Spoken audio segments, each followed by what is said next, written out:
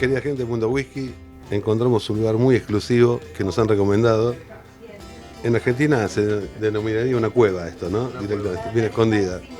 Encontré la única botella, un sample de Hasselberg, aquí lo muestra, 57.5 de alcohol, del 10 de 9 de 2010, de un añejamiento de 8 años. Es la única botella que queda. Entonces por eso voy a tener que firmar el libro y llevarla para la República Argentina, para el Museo Nacional del Whisky.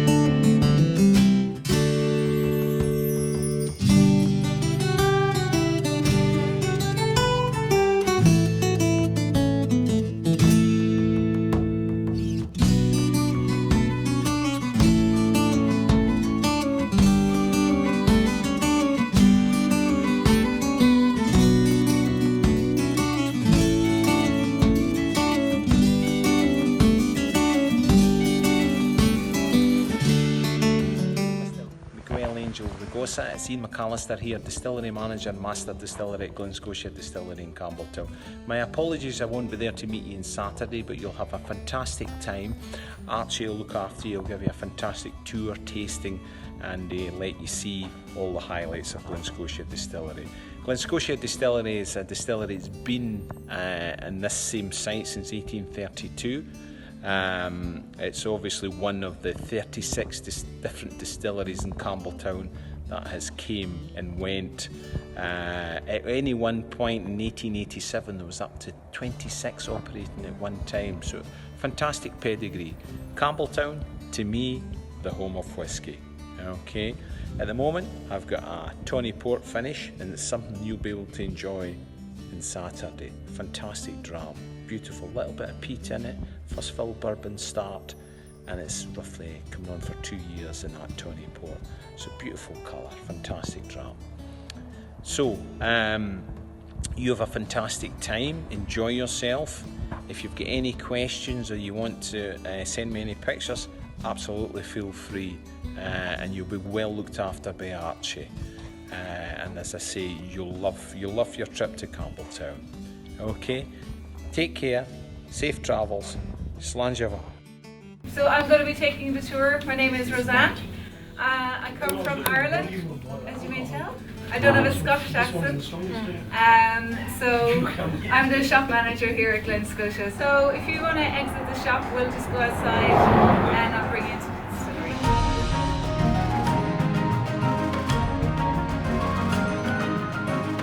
Welcome to Glen Scotia. Glen Scotia first was registered and founded in 1832, and this is when the whisky boom was here in Campbeltown. So during the early 1800s and the late 1800s, there was a whisky boom in Campbeltown. We had over 30 distilleries registered here, and there was 22 distilleries operating at one time. So for that period, it was quite a lot of whisky. They were making 10 million litres of spirit per year. Unfortunately, we don't have that quantity of spirit being made anymore. We're down to just 3 distilleries. And this happened at the start of the 1920s. There was a crash in the whisky industry. It was due to a number of factors, but one of the main ones was when the prohibition laws in America started. And this ended up with a downfall, a lot of closing of distilleries. So, and the world wars as well really affected the whisky industry. So we went from 22 distilleries down to 2 distilleries after the Second World War. And then in 2000, Springbank opened up Glengyle Distillery. So today in Campbeltown, we've got 3 distilleries in operation, and we all produce really good whiskies. Today we're going to take a tour around Glen Scotia Distillery, and we're going to have a nice tasting of some really good drams straight from the cask in the dunnage warehouse. So if you'd like to follow me, we'll enter the distillery. This is where we store our malted barley. So we don't malt our barley here at Glen Scotia. We get it from the east coast of Scotland. And it's delivered here every Thursday. We get 28 tonnes of malt delivered. So at the other side of the blue doors, which is just behind us, the malt comes in a hatch, comes along the conveyor belt, and then it comes up the elevator system into the malt bins. We take 28 tonnes, but each of our malt bins have capacity for 50 tonnes. This is in case we decide to up production in the future, or if for any reason some of the machinery may break down, we've got a backlog in production. So we have the capacity to store extra malt if needed. We've got 2 bins. One is for unpeated and one is for peated. We do peated spirit for 4 weeks of the year. It will vary depending on what we're producing.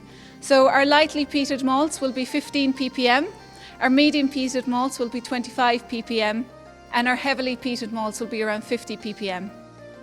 So the distillery master, Ian McAllister, will decide which level of peat he wishes to put through the stills. So when it's in operation, the mash man is in control at this stage.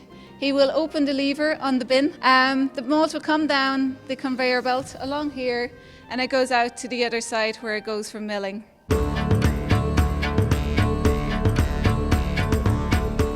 This is the next stage of our production. So the malt is travelling up this elevator here, and it goes up to our destoner, and this will remove any foreign bodies from the grain. It then comes down to our weighing scales, and our weighing scales will weigh out 2.8 tonnes of malt, and it does it in a drop system, so it weighs out 40 kilos and drops, 40 kilos and drops. And after the 70th drop, the mash man needs to press stop. We've got no computers controlling anything here, so everything is controlled manually by our team of men. So the malt will come from the weighing scales and it will come down into our mill.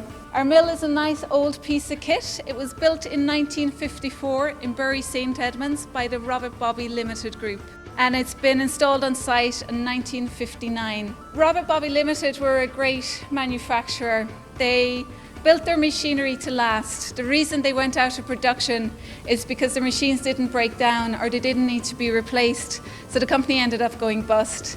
And I think it's a really good testament to how good their machinery was. It's in full operation today in 2019. So the malt comes down here and it comes into these rollers. So we've got 2 sets of rollers on our machine, 1 set of rollers here and 1 set of rollers underneath. So we want a consistency of 70% grist, 20% husks and 10% flour. If we don't have our 70% grist, we don't have the grain open enough to get the starch out. If we've too much flour, when we add the water, we end up getting a porridge-like substance. So this is one of the most important processes of the whole system. The grain that we use at Glen Scotia is the concerto grain, which is quite commonly used in Scotland because it's got the high starch content and a low protein content.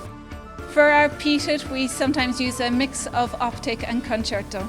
So once it's gone through the 2 rollers, it comes again along a conveyor belt and up an elevator at the back, where it goes out to the mash tun, where we add the water.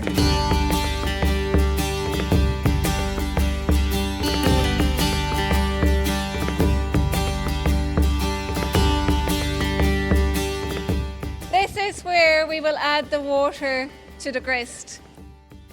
So the grist is going to come down this blue funnel here, come into the copper tube and into the mash tun. And the water comes in the red pipe into the copper tube and into the mash tun. So at Glen Scotia we add 4 waters to our grist. The first water will be at 66 degrees. This is to get the enzymes working and breaking the starch down into sugar. The second waters will be around 75 degrees. This is to get the dormant enzymes working and breaking starch down into sugar. And then the third and the fourth are both at 80 degrees. And this is just to melt any of the sugars still left into solution. So each water will get a turn of the arm. So the first water goes in, it will get 2 turns of the arm, and then it's left to rest. The waters are left to rest for up to an hour. And then they are drained out under gravity from the mash tun into the underback. So half is drained out into the underback.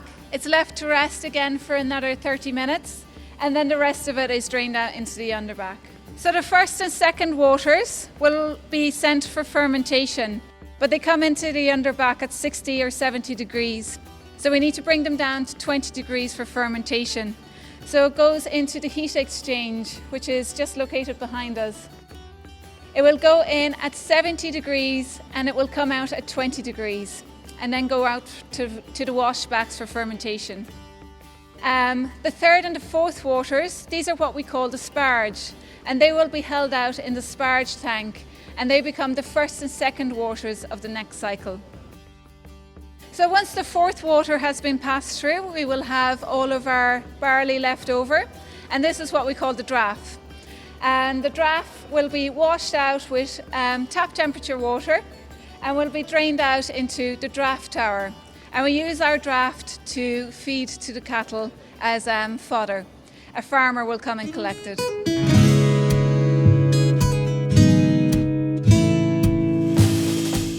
The next part of the process is the fermentation. So we will have 14,000 litres coming from the mash tun. We have 6 washbacks in here and 3 washbacks outside. The ones that are outside simply because we don't have room inside. And we've got the stainless steel washbacks here at Glen Scotia. The wooden ones were replaced when Loch Lomond Distilleries took over Glen Scotia. The decision to put in stainless steel was made because it's a lot easier to control the flavours of your product, and also it's a lot easier to maintain. And because we have stainless steel, it also means we can have the 3 stainless steel ones outside as well. So to the 14,500 litres, we will add 75 kilos of yeast. It is a distiller's yeast, a fast-acting and a slow-acting strain. Fast-acting strain works straight away. The slow-acting takes a little bit longer. So we leave our fermentation process for a minimum of 70 hours, but it can be a lot longer than that, especially if it's left over the weekend. The average hour of all the 9 washbacks is 130 hours. After the 70 hours or so, we will have an alcohol that's around 8% in alcohol, and it will have lovely, nice citrus flavours because of our long and slow distillation. So the long distillation will allow the esters to develop and give a nice citrus flavour to it.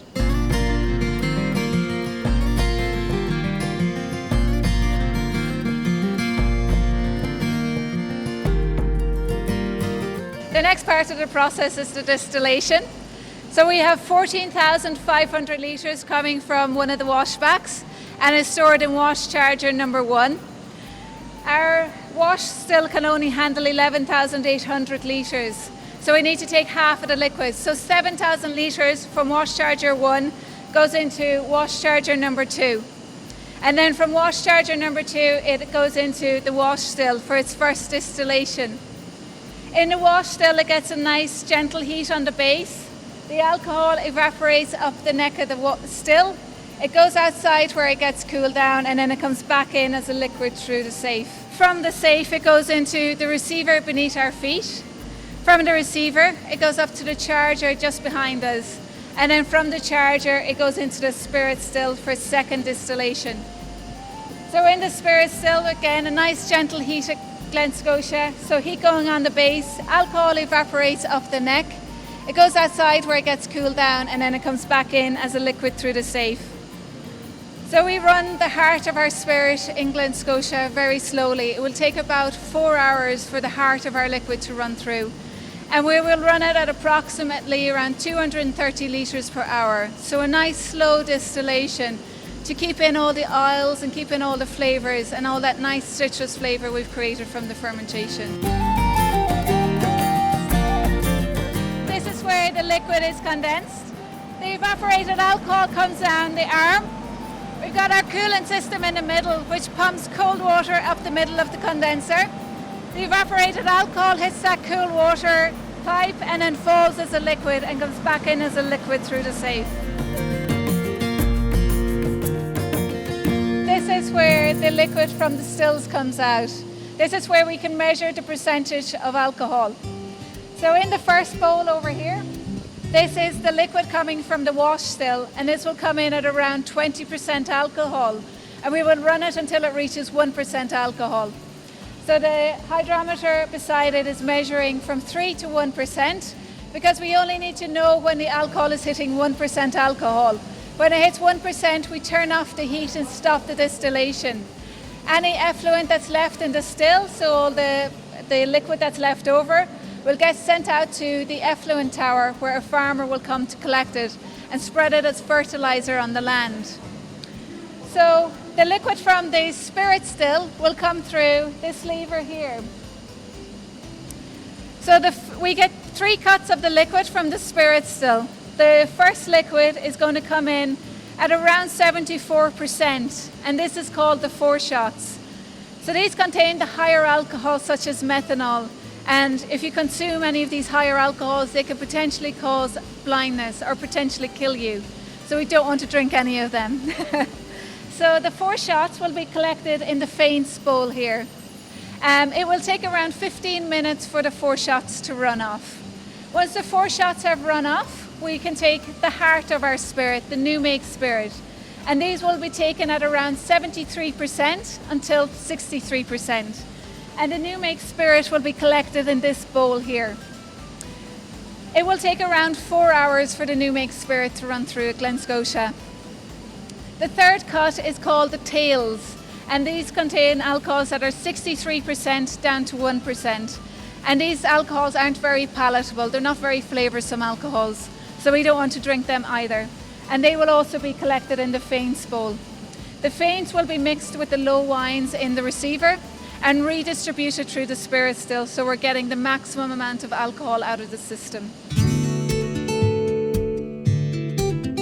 This is where we do the filling. We've come to the last part of the tour. So all of the casks here are empty. We will fill between 85 and 105 casks a week. Usually around 90 is our average. In each of these casks, we will put 200 litres. We use first fill American bourbon casks here at Glen Scotia. Maker's Mark, Jim Beam are our main ones, and Heaven Hill. And as you may see that we have the bung on the top of the wood. This is because we do pallet stacking here at Glen Scotia. We've got a limited space. So because of this, we've started to stack the barrels standing up on top of each other. And this is a new system that we've just introduced since 2016 because we want the majority of our maturation to be done here on site.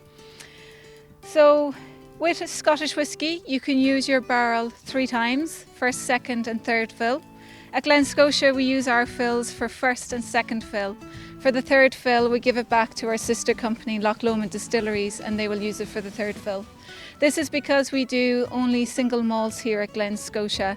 So for the first and second fill, this is where all the flavours are going to come from. All those nice caramel, bourbon, toffee flavours are going to come.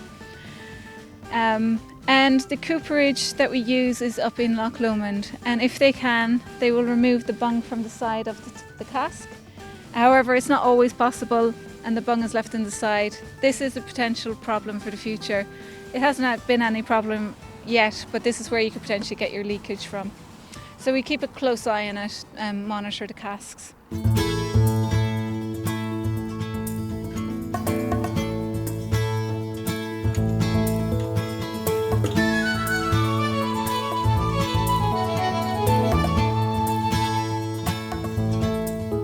So this is the range of whiskies that we're going to try today. The first one we're going to try is the 2000 Glen Scotia, and this has been in the first fill American bourbon cask. This one has lovely fruity and sweet flavours to it. Very nice and smooth, easy to drink, and it's got a lovely sweet finish on it. It's around 56.9% in alcohol, so I think it's a really good dram to start with. It's a really good example of the baseline Glen Scotia flavours that you're going to get. So this is the baseline, and we can develop from there by adding it into, we might be finishing them in port, sherry casks, and we've had a rum finish as well.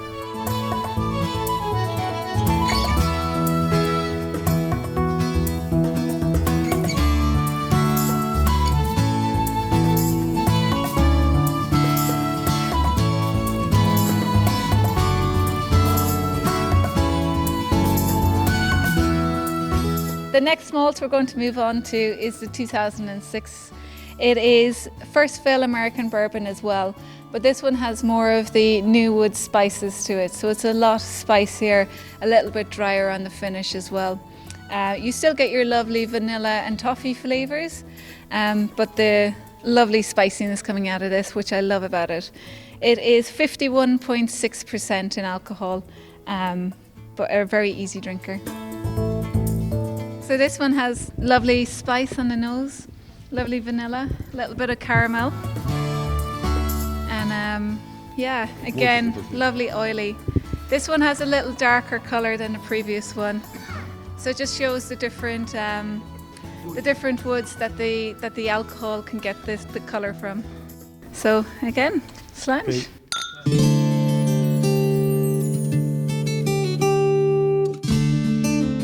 So this one has been in the American bourbon cask and then finished for 18 months in Oloroso sherry. So it's got those lovely Oloroso flavours, and it's also a medium peat as well. So the Oloroso and peat are playing on your tongue quite nicely. And you get a lovely sweet finish on this one. It lasts quite nice. It's around 57% in alcohol as well, so a good strength, but very easy to drink.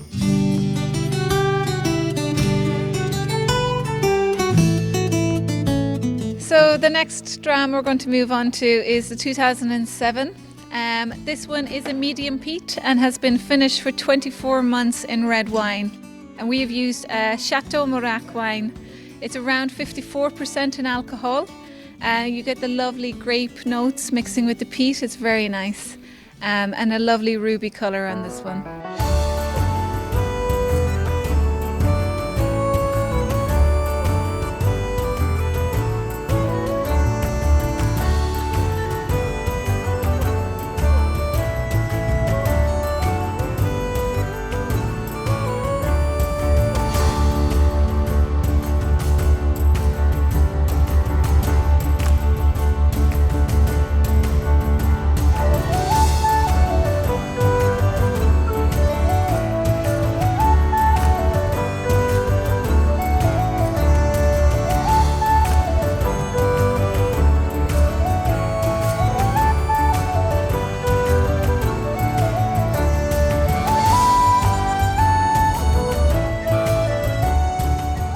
Bueno, Rosén, te queremos agradecer por esta maravillosa visita que hicimos a parte de nuestra destilería, que es hermosísima, Glen Scotia.